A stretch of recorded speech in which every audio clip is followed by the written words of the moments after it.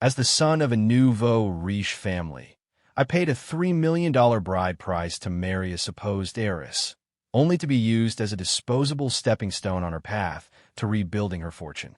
All my efforts, from saving her family's business on the brink of bankruptcy to networking and securing resources, were brushed aside with a simple, "The company belongs to my family." The moment her old flame came back to town, she slapped me with divorce papers and a $5 million check for my wasted youth. What she didn't know was that from the very first time she gave me the silent treatment and slammed the door, I began to learn her games. I approved paid vacations for her key staff to hollow out her company, dragged out the divorce in court to destroy her reputation and her health, and even claimed a child that wasn't mine to block her every escape. This time, it was my turn to teach her what it feels like to be a pawn, to be manipulated for a decade. On the night of our wedding anniversary, I was hoping my wife would come home early. Instead, what I got was a set of divorce papers. "Let's get a divorce. Ethan's back." I casually crossed my legs. If you got on your knees and begged me, I might just consider it. What a joke. You were the one who insisted on getting married, and now you're the one filing for divorce. What goes on in that head of yours? After I received the divorce papers from Olivia, I didn't say a word back. I just quietly took the bouquet I'd already bought for her and tossed it straight into the garbage. I also got rid of the elegant but bland candles and the fancy dinner I had laid out. It was all the stuff she loved, things I could never bring myself to care about. She must have gotten anxious when I didn't respond, because Olivia rushed home soon after. The moment she opened the door, a thick, complex odor hit her full in the face. Her delicate, pampered features instantly froze, and she frowned, covering her nose and mouth. It wasn't anything too unusual, really. It was just the combined aroma of stinky tofu, river snail noodles, and fried salted fish. After I cleared away that fancy anniversary dinner, I immediately ordered a pile of the most pungent takeout I could find. Ever since I married this so-called elegant high society woman, I hadn't been able to enjoy simple street food like this in years. It's not that I'm obsessed with these intense flavors. It's just that Olivia, accustomed to her pedestal and pampered life, absolutely can't stand them. That's right.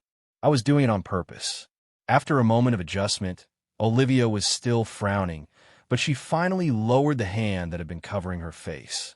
"Lucas, let's just stop pretending. Let's get a divorce." I didn't feel like beating around the bush. "Fine, but I get all the assets, including the company. You walk away with nothing." A flicker of disbelief crossed Olivia's stiff expression. "On what grounds?"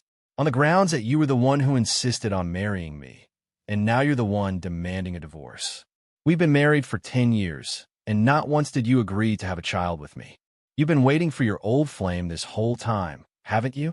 Treating me like some dog on a leash." "I can't give you the company," she said through clenched teeth. "My parents left it to me. It has nothing to do with you." "Nothing to do with me?" If it weren't for me, her family's dying company would have been liquidated into oblivion years ago. And now, forget about getting any credit. All my hard work has been treated like it was nothing, completely taken for granted. I hadn't even finished my sentence before Olivia cut me off, giving me no chance to argue. She just threw a final word over her shoulder and walked out without a backward glance. Same as always. The moment things don't go her way, she just walks out. But this time, I wasn't going to chase after her. By noon the next day, a divorce agreement arrived on my phone. I took a closer look, and it was just as she'd said. The company would be hers. All other assets would be transferred to my name, and I would get an additional $5 million in compensation. On the surface, it seemed fair enough. But what about the best years of my life? Were they that worthless? Back then, Olivia's parents had died unexpectedly. Her family's company lost its funding and was teetering on the edge of bankruptcy. That was when she started making a point of frequently getting close to me. Perhaps it was because she grew up in a business family. It had molded her into a complete powerhouse of a woman. Rather than risk marrying into another old money family that could lose everything, targeting the son of a nouveau riche upstart like me was a much safer, more controllable bet. I took every cent my family had painstakingly saved over the years, $3 million in total, and paid it as a bride price to marry her. She took that money and immediately threw herself into the company. I have to admit, Olivia had a real talent for business. She brought that teetering company back from the brink in no time. And I played my part. I was the perfect good husband, accompanying her to every event, smiling, making toasts, and navigating the crowds of influential people. I helped her build connections, find resources, and chase down opportunities. Without me, Olivia might have avoided total liquidation back then, but she never would have reached the position or gained the influence she has today. Now her first love is back, and she can't wait to kick me to the curb. Does she really think I'm that much of a pushover? Since she was the one who wronged me first, she can't blame me for fighting back. No one should complain when things get dirty. I didn't waste any time last night. I immediately sent back my own version of the divorce agreement with the same condition as before. She walks away with nothing. A day went by, and Olivia hadn't replied with a single word. When it comes to the silent treatment, no one in the world is better at it than her. But this time, I wasn't going to let her get away with it. I picked up my phone and carefully composed a text message, word by word. Olivia, this is the last chance I'm giving you. If you pass this up, you will never get rid of me. Even if you agree to walk away with nothing later, I won't let you go. Don't regret this. This time she didn't just ignore me. She sent a cold, 7-word reply. The company is mine. See you in court. Every word dripped with contempt. After 10 years of marriage, nothing had changed the fact that, deep down, she still looked down on me. The funny thing is, she had always taken my willingness to accommodate her for granted. After we got married, Olivia gave me a position at the company. It was always one rank below hers, but it came with a decent amount of real power. Since she had so little respect for me, I had no intention of letting her live an easy life. Before the real fight began, I made a preliminary, gentler move. I approved paid, extended vacations for all of her key employees. With a single signature, I sent them all off to tour Europe, the Americas, and Australia. Wait a minute. Olivia and I weren't officially divorced yet. That meant half the money for these lavish employee vacations was coming from her. I was spending her money to send her own team to the other side of the world. It was a perfect win-win. I might not have the power to bring down the entire company, but I could certainly make her life miserable. With all the employees off traveling the world, I couldn't be bothered to show up at the office either. I decided to stay home and enjoy the peace and quiet. Eating and sleeping, sleeping and eating. This was the kind of carefree existence most people only dreamed of for a vacation. I hadn't felt this at ease since the day I married Olivia. Unfortunately, the good times didn't last long. My little stunt was enough to lure the workaholic who rarely ever came home back to the house. Especially with her first love, Ethan Vance, back in the picture. My wife, who used to come home maybe once a week, had now shown up twice in 3 days. I had to admit, it was a brilliant move on my part. Lucas, have you lost your mind? Olivia stormed into the bedroom, her face dark with anger. She stood over me by the bed, glaring as she interrogated me. I decided to use her own tactic against her, the silent treatment. I didn't say a word, didn't even bother to look at her, and just kept fiddling with my phone. This self-important, powerful woman, who looked down on everyone, always wore an expression that said, I have everything under control. Even when the person she shared a bed with didn't respond to her, she rarely lost her composure. But this time, as I completely ignored her, a clear crack appeared in Olivia's usually cool facade. It seems the person who dishes out the silent treatment can't always take it. What more do you want? My offer was more than generous. The company is my family's. There's no way I'm giving it to you, right? The company I worked my ass off to drag back from the brink of death belongs to her family. But me, the dedicated, hard-working, good husband, I'm not considered family. I couldn't be bothered to waste my breath arguing with her. I just continued to flawlessly execute the silent treatment I had learned from her.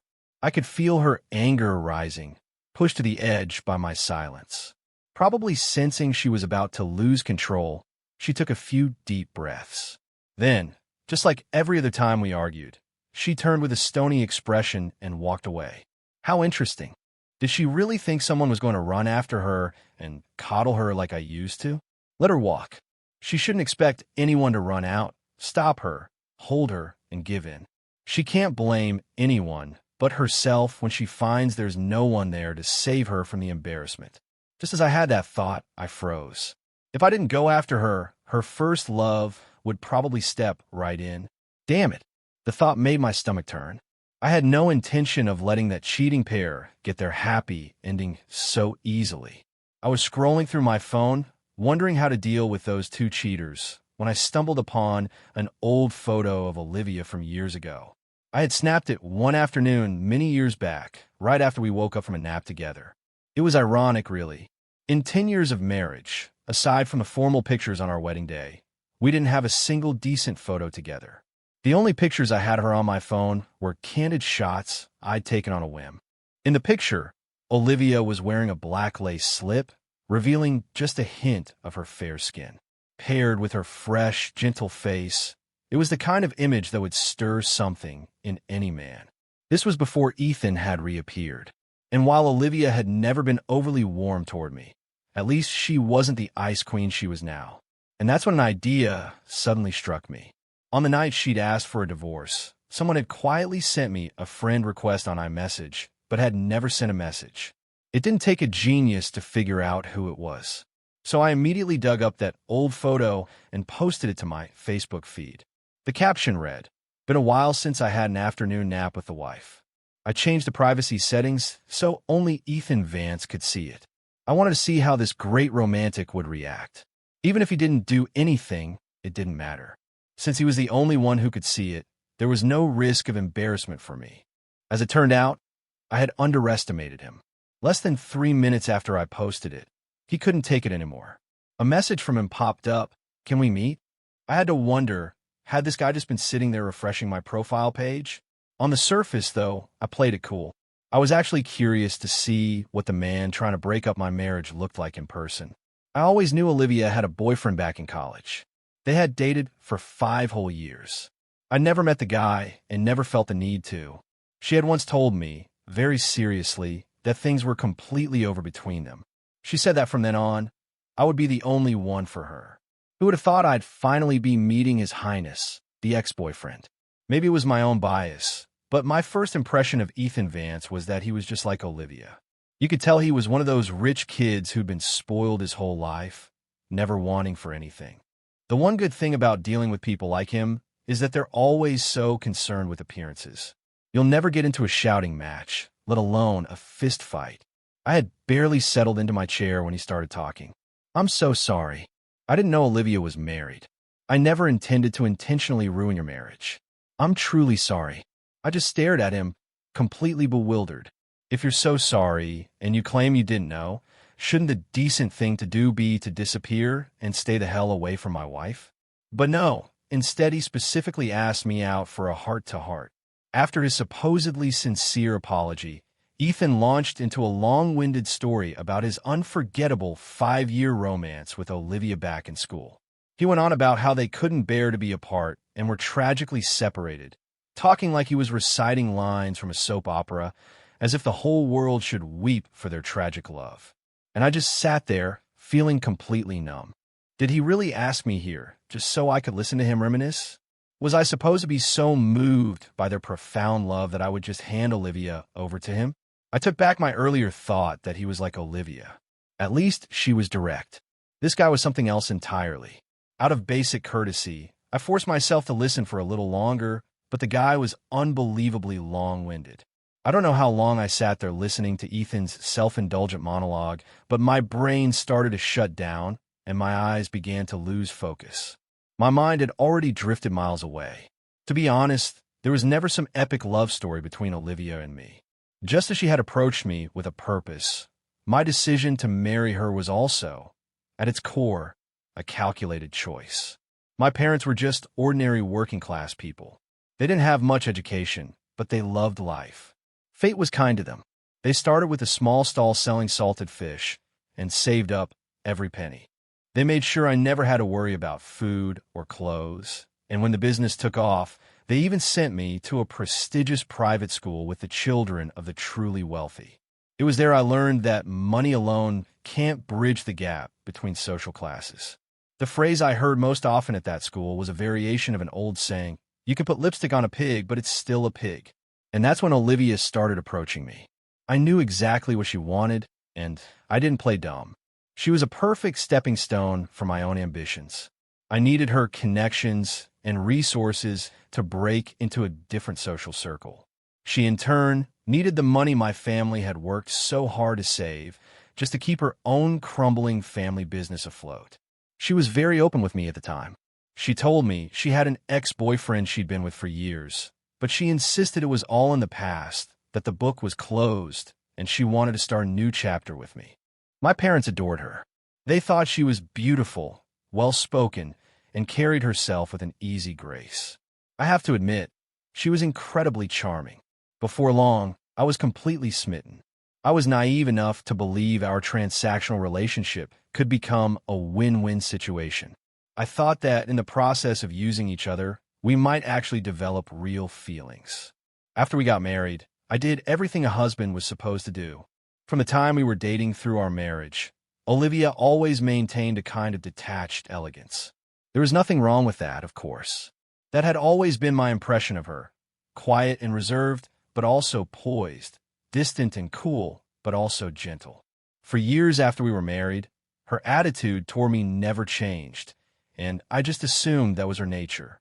That is, until the night of the party, celebrating me getting her family's company back on its feet. Everyone had a little too much to drink, and her friends started dredging up old stories. That's when I learned that her ex-boyfriend's name was Ethan Vance. He was the son of a prominent family, a perfect match for an heiress like her in every way. Her drunk friends couldn't stop talking about the Olivia from back then, describing her as lively, spirited, and full of passion. As her husband, I knew she was beautiful, but I had never seen this spirited woman they were describing. With me, she was always calm and composed. When I turned to look at Olivia, I could see the unmistakable nostalgia and longing written all over her slightly flushed face. It was obvious the connection between her and Ethan was incredibly deep. I was just the third wheel, the guy with some money who was standing in the way of their so-called true love. It would be a lie to say it didn't hurt. The woman who'd been sleeping next to me for years had been thinking about another man the entire time. I had been kidding myself. From the very beginning, I was the only one invested in this relationship. To her, I was just a means to an end. But I tried to look on the bright side. A man with ambition can't let himself get bogged down by messy emotions. So what if she didn't love me? Thanks to her social standing, I had met a lot of genuinely brilliant and ambitious entrepreneurs over the years. They knew how to navigate the world and how to build a stable, successful business. That was the real value I had gotten out of this marriage. When it came down to it, I actually had Olivia to thank. As long as she was willing to keep up appearances for me in public, I was happy to do the same for her. After all, in this so-called high society, plenty of married couples just maintained a polite distance while living separate lives. After another half an hour of this, Ethan was still rambling on, as if he'd never run out of things to say. I honestly couldn't understand how a grown man could be so long-winded. He didn't seem tired at all, but my head was starting to ache just from listening to him. "Are you done yet?" I finally cut him off. Who wants to listen to stories about his wife's old romance? Any more of this, and I'm going to be sick. Ethan was visibly taken aback. The gentlemanly facade he'd been carefully maintaining almost cracked. People like him care more about their reputation than anything. They can't stand being called out for what they are.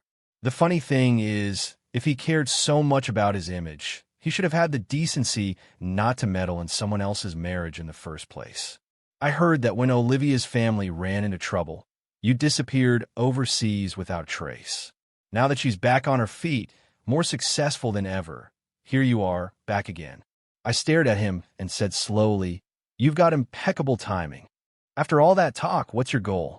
For me to feel sorry for you and just hand Olivia over?" "That's not what I meant. It's just that things were complicated back then." He struggled for a moment before managing that lame excuse. I had zero interest in listening to him stumble through another half hour of excuses, so I cut him off. No matter how complicated things were, it shouldn't have ended with you abandoning her. You left when she was at her absolute lowest, and now that she's on top again, you show up to enjoy the spoils. To be blunt, a man like you is a disgrace. Just sitting across from Ethan any longer was making me sick to my stomach. I said my piece, stood up, and walked out. Maybe Ethan really did have some secret, tragic reason for disappearing all those years ago. If he bothered to explain himself, I have no doubt that Olivia would believe him without a second thought. But to me, the whole thing was a joke. If Olivia had managed to pull through that dark time all by herself, I might have even felt a little sorry for her. But that's not what happened. I was the one who stayed by her side and cleaned up the mess. I was the one who dragged her family's company out of the gutter.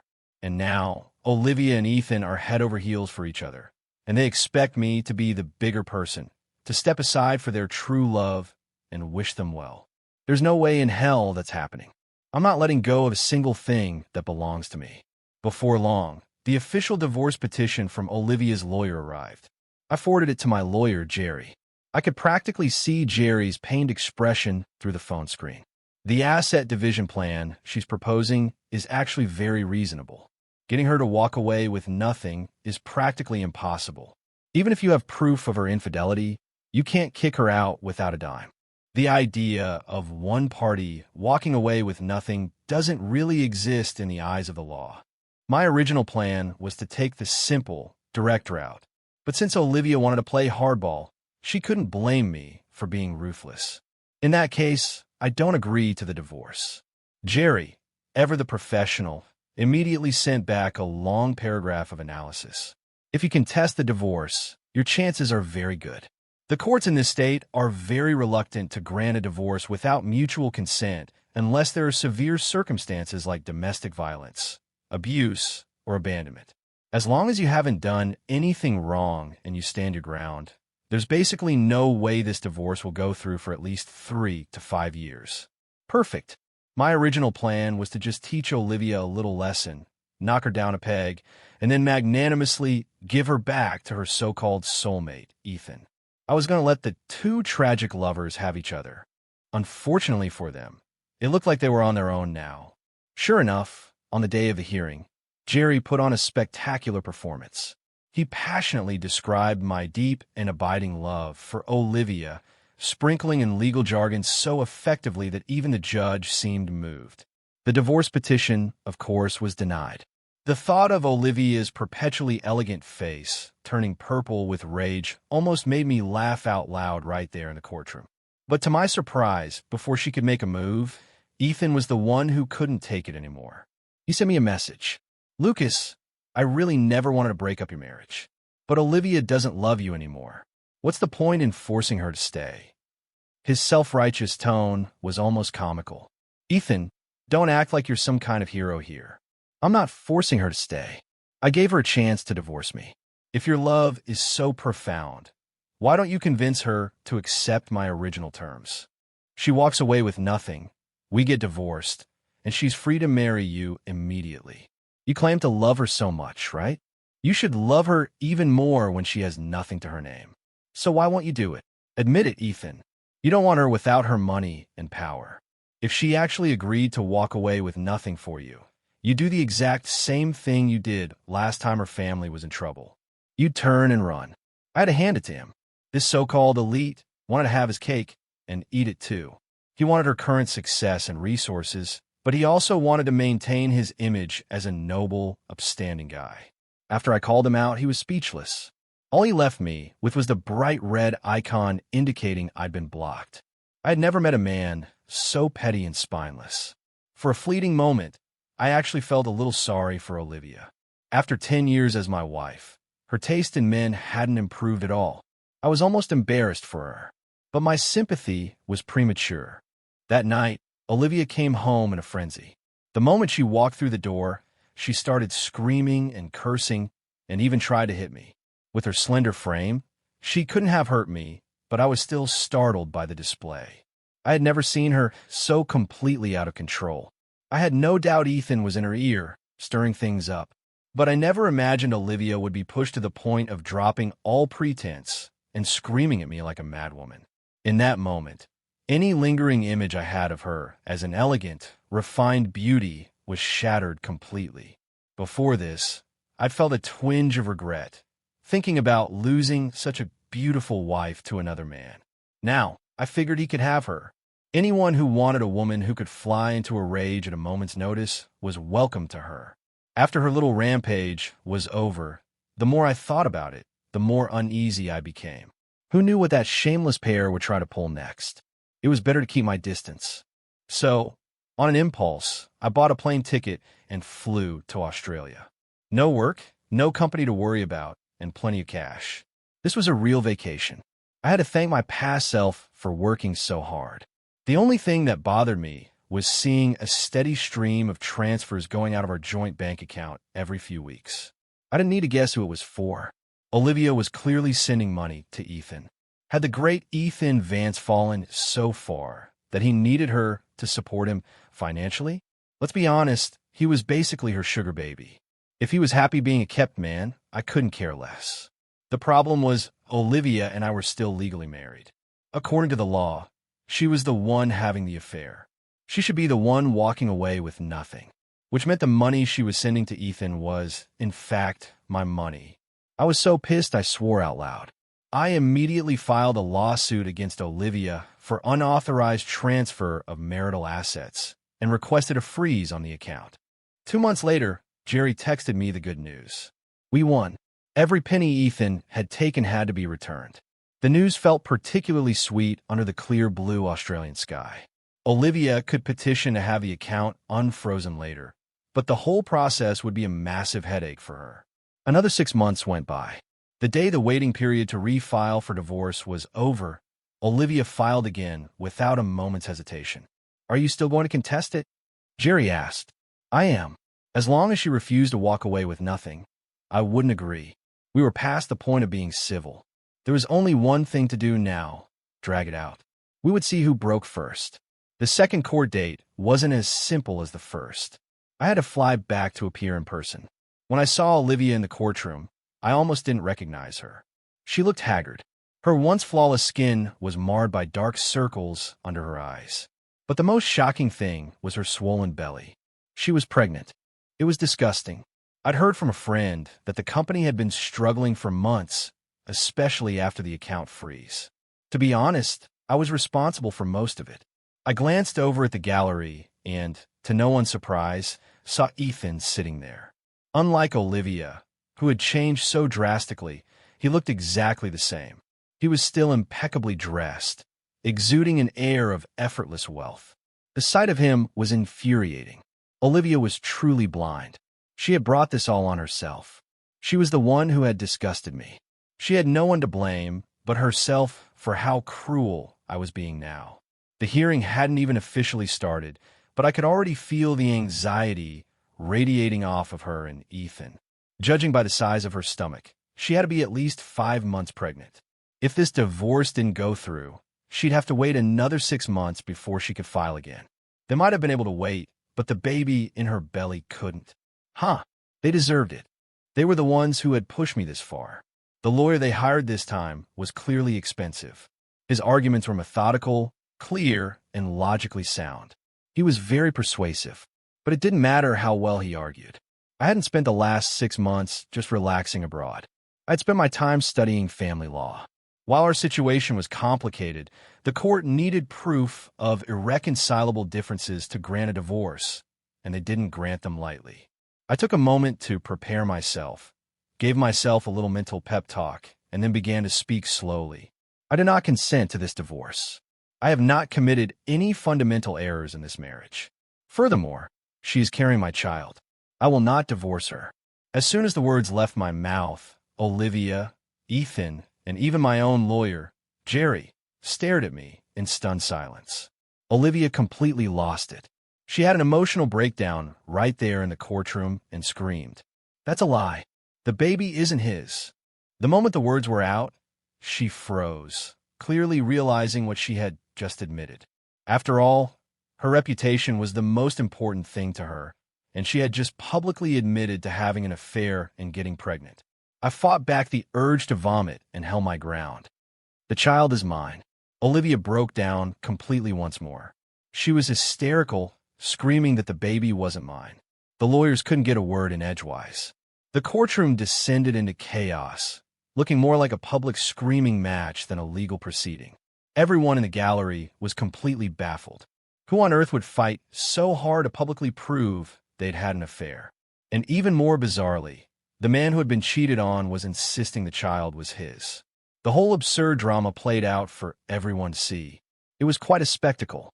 Of course, I knew how insane it sounded, claiming another man's child as my own. Anyone would think I'd lost my mind. But at this point, after all the mutually destructive things I'd already done, what was one more? It wasn't about the money anymore. It was a matter of principle. Was I supposed to agree to a divorce and just hand over half of our assets to that disgusting pair? Not a chance in hell. The judge banged his gavel. Silence. The murmuring from Olivia, the gallery, and myself immediately stopped. The judge ordered the plaintiff to provide DNA evidence proving the child was not the defendant's. Of course, Olivia couldn't produce any. No matter how smart she was, she could never have seen that coming. With no evidence, the divorce couldn't be granted. Her lawyer had no choice but to desperately request a continuance, claiming they needed more time to gather evidence of her own affair.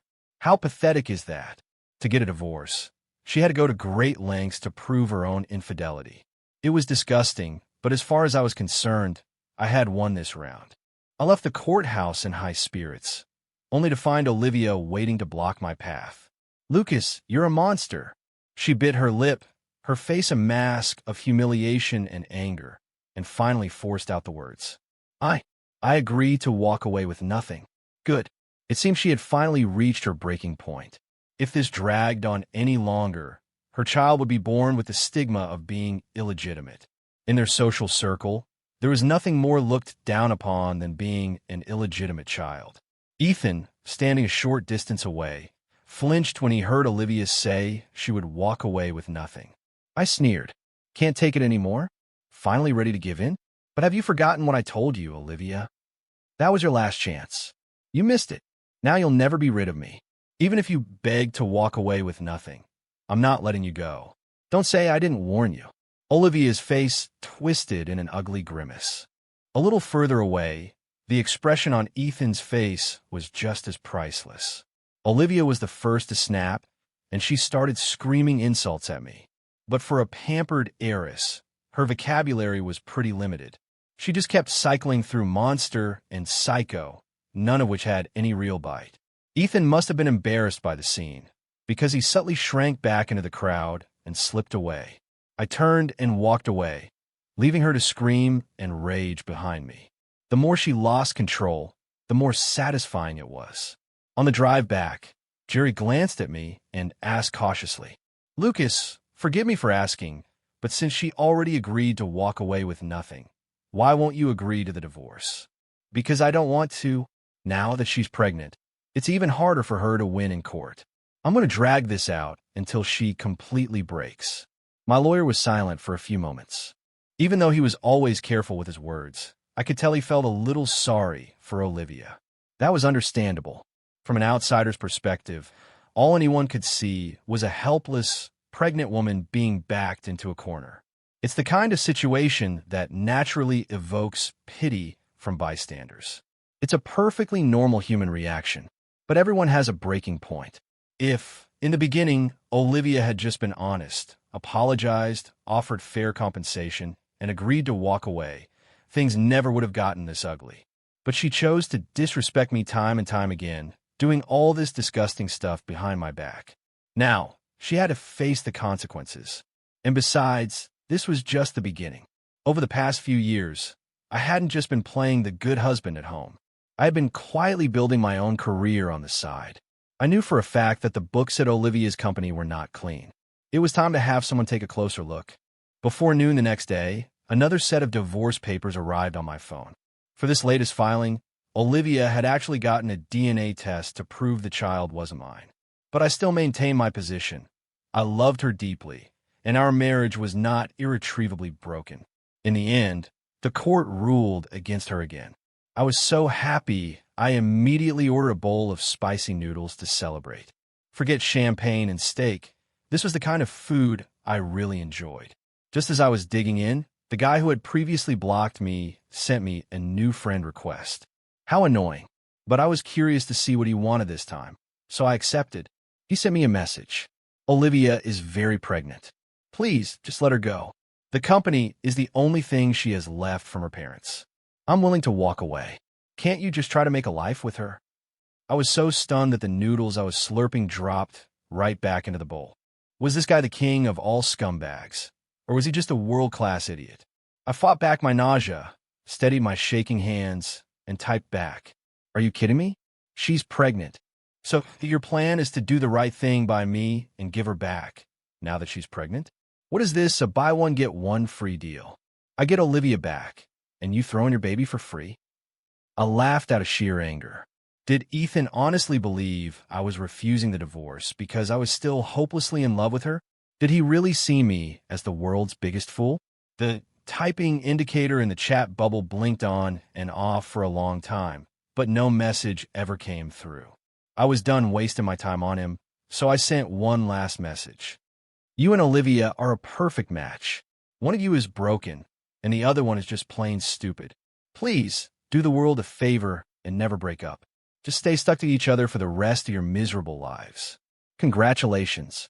After sending that, I immediately blocked him, leaving him with nothing but that same red icon. Just having that idiot's contact information on my phone felt like an insult to my intelligence. A short time later, I got a call from a local hospital. At first, I assumed Olivia was going into labor, and as her legal husband, I needed to go sign some papers. But it turned out she had been in a car accident. When I got to the hospital, they were wheeling Olivia toward the ICU. Ethan was there, his clothes disheveled and his face pale. He looked pathetic. From the chaotic snippets of conversation, I managed to piece together what had happened. The company had gone bankrupt, the divorce was stalled, and the two of them were fighting constantly, even on the way to the hospital for the delivery. Ethan had been driving, and Olivia had said something that made him lose his focus. He crashed the car, a classic case of distracted driving leading to tragedy. A doctor pulled me into his office. His tone was grave. The baby is gone. The mother's condition is extremely critical. We need to operate immediately. The doctor went on, but it all boiled down to three things. The surgery was high risk, it would be incredibly expensive, and her chances of survival were slim to none. Then he handed me a consent form. If I agreed to the surgery, I needed to sign it. Don't save her. As the words left my mouth, I felt a genuine sense of relief. I had been dragging out the divorce to wear her down slowly, but that had been a kind of torture for me as well. But now, fate itself had intervened, offering me a chance to remove her from my life completely. Why wouldn't I take this perfect opportunity? The moment I signed the Decline Life-Saving Measures section, I felt a weight lift from me. It was as if a stone that had been crushing my chest for years had finally been rolled away, and I could breathe again. The moment Olivia died, the law stated that as her legal husband, I was her sole heir. All the assets in her name would naturally fall to me. Her lover boy wouldn't get a thing. But I'm a sentimental guy. I had even prepared a special gift for Ethan. Sometime later, after Olivia had been cremated, I arranged to meet Ethan for one last time. If I hadn't needed to deliver this gift to him personally, I wouldn't have bothered seeing him at all.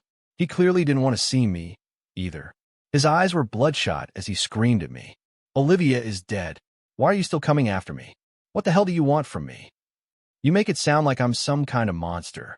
I said calmly, I came to give you a gift. I held out the white urn I had been carrying. Here, it's Olivia's ashes. A woman gave her life for you. You should consider yourself lucky. I didn't care how twisted or ugly the expression on Ethan's face became.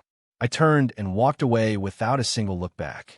From now on, I had the money, and I had all the time in the world. Life was only going to get better. I used my fortune to save my heiress wife's company.